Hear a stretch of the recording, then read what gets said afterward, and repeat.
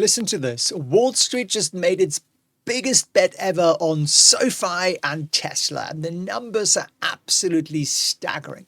Whilst most analysts are still keeping you from the truth, persuading you to view these as a fintech bank and as a car company, institutions have quietly accumulated record-breaking amounts of shares of both of these stocks. Consider this.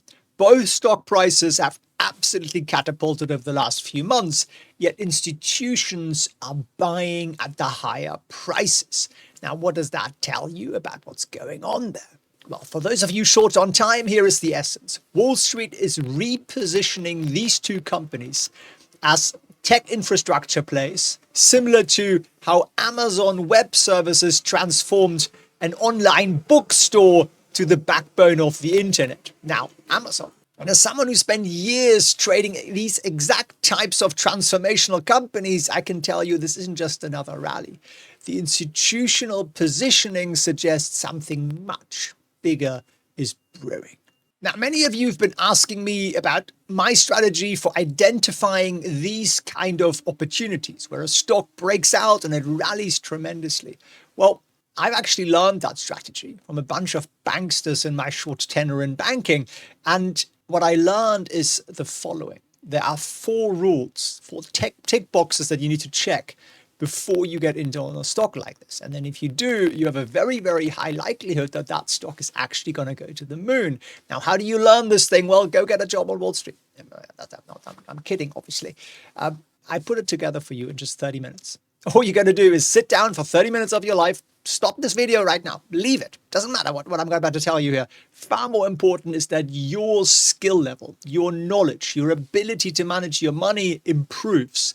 You do that, Bob's your uncle, right? So what do? You go down below. There's a link at felixfriends.org/get-free. You click on it. You sit down. You take some notes. Someone said yesterday, I took 3 pages of notes, Felix. It's probably a little overkill, but do take notes, take screenshots. You can watch the important bits again and again, and then start looking at some charts. And I tell you what, the matrix will be unveiled to you. Everything will look very, very different once you understand this. Now, let me show you exactly why Wall Street institutions are positioning themselves in the way that they are and what it means for both of these companies. Let's do a very quick recap of how these companies evolved from their initial kind of eggness to what we're betting on right now. Back in 2018, SoFi was just another digital sort of fintech thing in a sea of fintech companies. Everybody, including myself, were just thinking, well, they refinance student loans, do some basic banking type services. Is that interesting? Well, Winston, my trusty golden retriever pup, actually dug up some fascinating data that shows how wrong I was. What most people don't understand about SoFi today is that they've built what institutions are now calling the AWS of fintech, which is what their CEO keeps calling it. You do it often enough, people pay attention. And how did they do that? Well, they acquired 2 companies, Galileo and Technisys. So SoFi now powers the back-end infrastructure for hundreds of fintech companies and banks. So think about this. When you use any digital banking service, there is a good chance SoFi's technology is powering it behind the scenes. And that's exactly why institutions are maintaining 540 million shares in SoFi, despite the price surge. Now, Tesla's transformation might be a bit more familiar to some of you, but here is something that's really important. While everybody was focused on electric vehicle sales, Tesla was quietly building the world's most advanced AI and manufacturing ecosystem. Consider this. Tesla isn't just making cars anymore. They're developing AI systems that are revolutionizing everything from transportation to robotics to electricity generation. And their gigafactories aren't just assembly lines. They are tech marvels that give Tesla a massive competitive edge. And institutional money is catching on to something that retail investors have figured out a long time ago.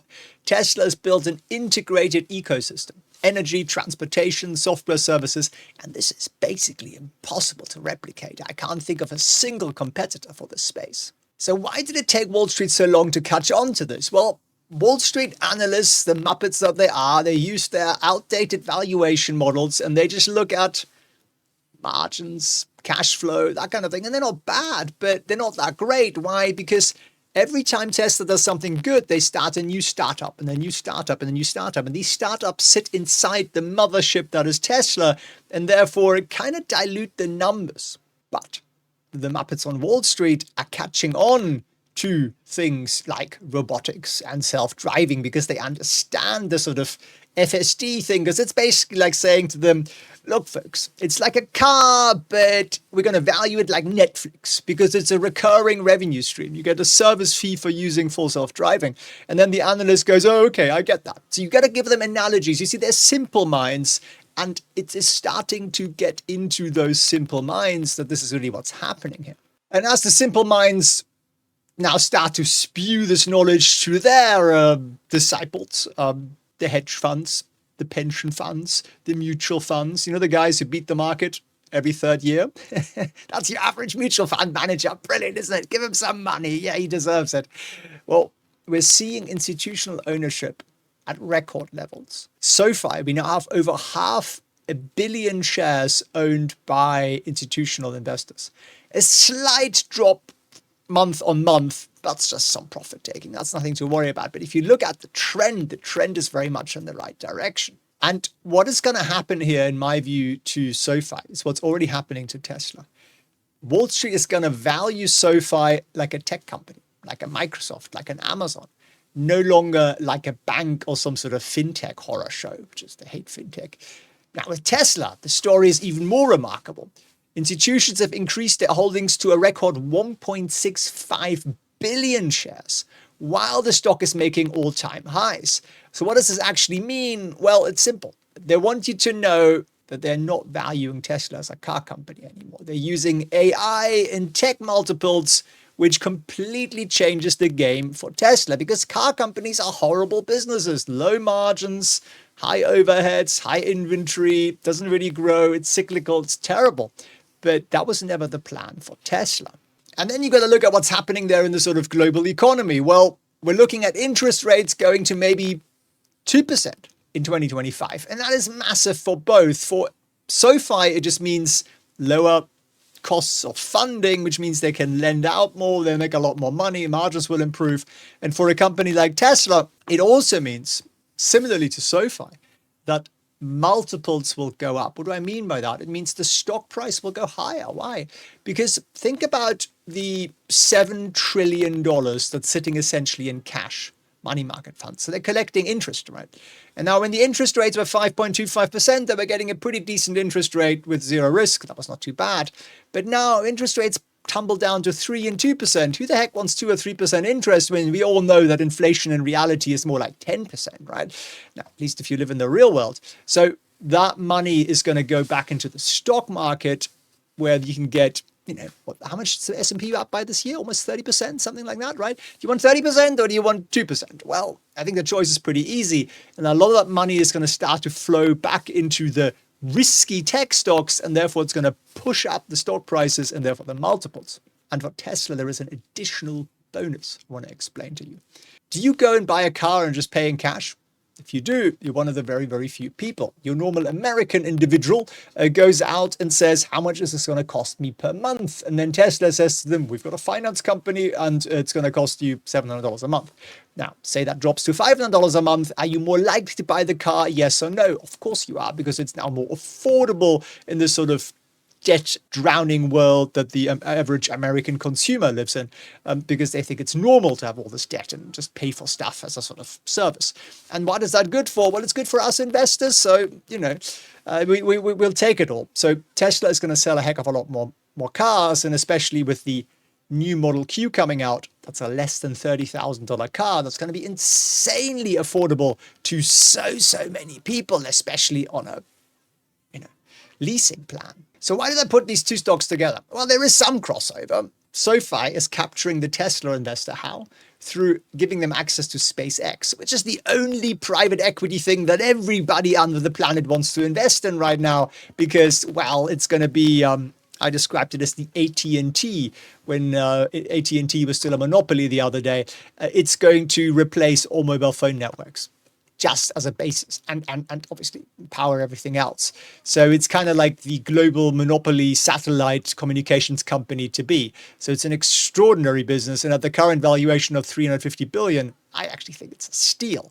I think it's going to be worth probably 20, 30 times that. So I've got a friend who's got a sizable SpaceX investment. He was one of the early ones in there, and I'm very happy for him. He's going to make a lot of money, which is brilliant. And he asked me the other day, do you think I should sell it? And I said, no, do not, my friend. As long as Elon's around, I think this thing is going to be tremendous. And SoFi is going to benefit from it because people are now signing up to SoFi to get access to that.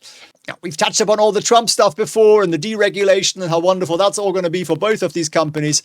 But really, the pattern here I want to show you is that it's like an early Amazon or an early Microsoft during their sort of transformative periods when they, no longer bookstore, but now the Evel Knievel that dominates everything.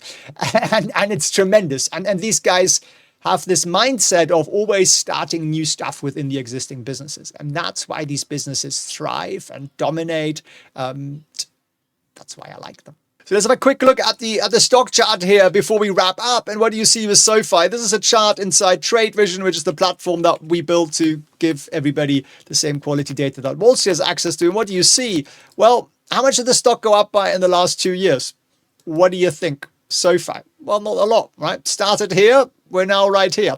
So it went up 7%. Seriously, 7%, which is just a horror show, isn't it? So what are we doing with it right now? Well, my SoFi trade is up. Again, in TradeVision, you can track your trades, your profits. You get little nice little arrows. You can see whether you enter, even if you have multiple positions and you enter and exit and so on. We're up 300%. How did we do that wizardry? Well, we enter smart. So we entered somewhere around here, and then we're running up the rally. And what did we do in this period? We didn't own any SoFi. And people were killing me for it on YouTube. They're saying, "How can you not own this stock?" And I'm like, well, it's not doing anything. If my money does nothing for 18 months, right? In those 18 months, how much did the S&P go up by? I mean, it's a wild guess. Probably 40%.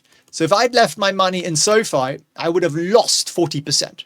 So instead, I put my money into something else, and it made probably at 150%. So the important thing is to be in the stocks at the right time, not at the wrong time. Now, you might be wondering, how the hell do I figure out that's such a feat? Well, I've given you the key to it. The question is whether you're going to open the door, sit down and listen for 30 minutes, because then you'll actually understand what I'm talking about. And that is, of course, the masterclass down below, felixfriends.org/get free. Why? Because I think it'll help to get you free from your wage slavery or whatever it is you're doing right now. So check that out. Also get yourself a 1 week free trial to TradeVision, because it'll give you tremendous data. It'll give you buy signals every day. You can track your actual trades in a really cool way. So here's our Tesla trade, for example, which is 2 trades. And normally it's quite hard for me to see, when did I open them? What do they look like? How much they're making individually? And now I can see just these lovely little arrows. I see the total, which is extraordinary. This is a small 30K portfolio, and we started this at here, end of July. And this trade alone has doubled the portfolio, which is just marvelous. So check it out. And I wish you a glorious, successful end to 2024 and an even better 2025. How do you make it a better 2025? You got to improve your skill set. That's really the only thing. The best investment today is spend a little bit of time on your gray matter up there, upgrade your system, and then you'll be able to execute in 2025. I wish you all the best.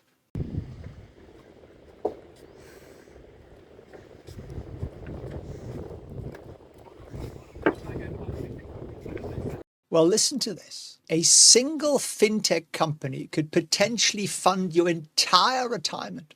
And not just any retirement. We're talking about a $1.5 million nest egg. Remember, SoFi isn't just another fintech player. It's positioning itself to become the AWS of financial services.